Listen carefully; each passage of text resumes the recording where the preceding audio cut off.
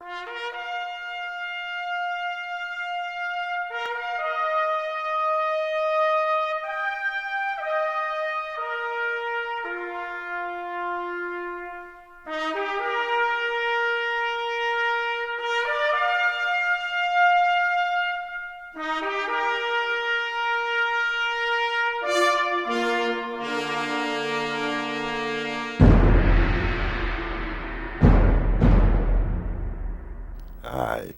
left high school and moved into the city of Houston and started attending the University of Houston.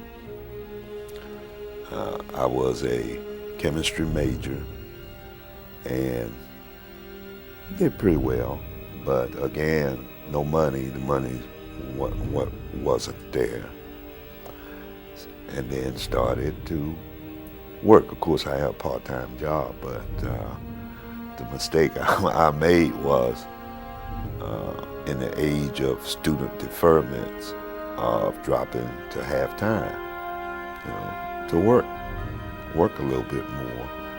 And from that point, I was drafted. Clarence Sasser was drafted into the Army in 1967 at the age of 19. After a series of tests, he was sent for training as a medical aid man. We like to call ourselves combat medics.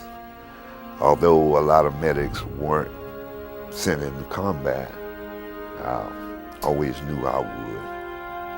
It's one of those things you just know.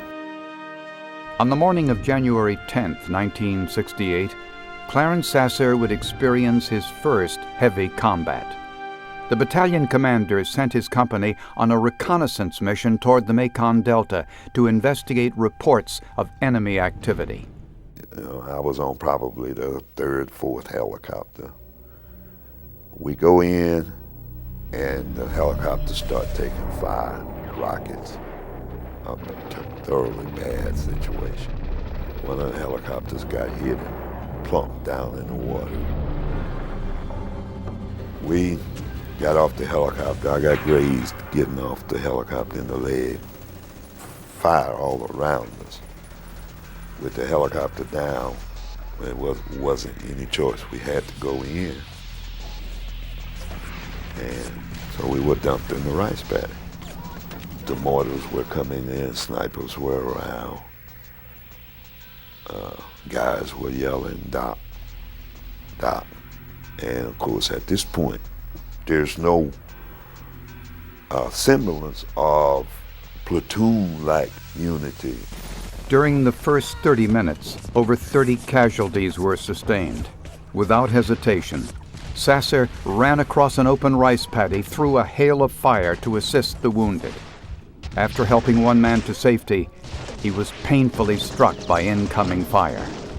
I was almost hit with a mortar round that almost just totally sprayed my back.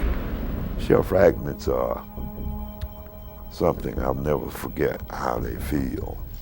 Man, you can hear them all day, boy. They come in, boom, and then you hear where they're just shooting into the water, and when it hit the water, you hear it just sizzle, man. I had learned early on that the best way to get around that day was just simply grabbing the rice sprouts and sliding yourself along. You could move better like that than to try to, of course, stand up. If you stood up, you were dead. Especially they see your bag, they know you're a medic. You know, you kill a medic, a lot of people probably would die. It was the rationale. Despite 2 additional wounds from machine gun fire that immobilized his legs, Sasser refused medical attention and continued to search for the wounded, administering critically needed support. My job was to care for the guys, maybe get them to carry on. And in fact, what I remember telling one guy was, "Here, man, take your weapon. Take your weapon." After I finished putting the bandage on, "Take your weapon. Let's try to get out of here." And we went in probably 10:15 that morning. We spent the whole day in the rice paddy. terrible people getting killed. We spent the night being looked over by the Phantom Air Force. Phantom pilots were dropping napalm in the tree line.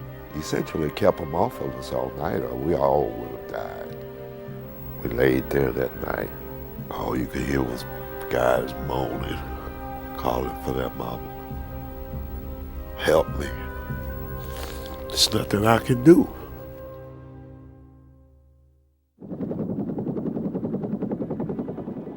They got us out, I guess about 4 o'clock that morning. They tested and came into the area and with the chopper.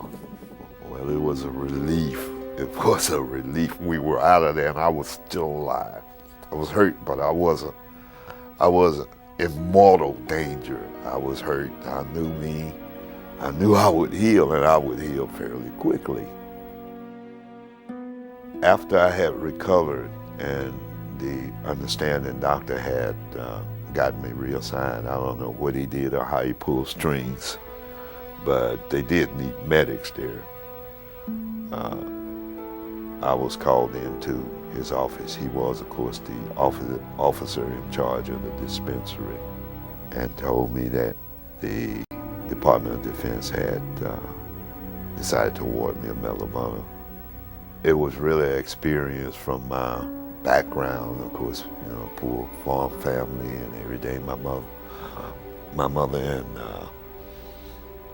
and sisters were flown up to D.C. And of course, this was I guess the best thing that ever happened to them. We enjoyed it, tremendously enjoyed it. It's confirmation to me that I did my job. And that's how I had to deal with it, because it was my job. I don't think what I did was above and beyond. I never have. And I don't make a point of it, but you know, being one of the only two black guys alive now, I think it means a lot to the country that I am who I am.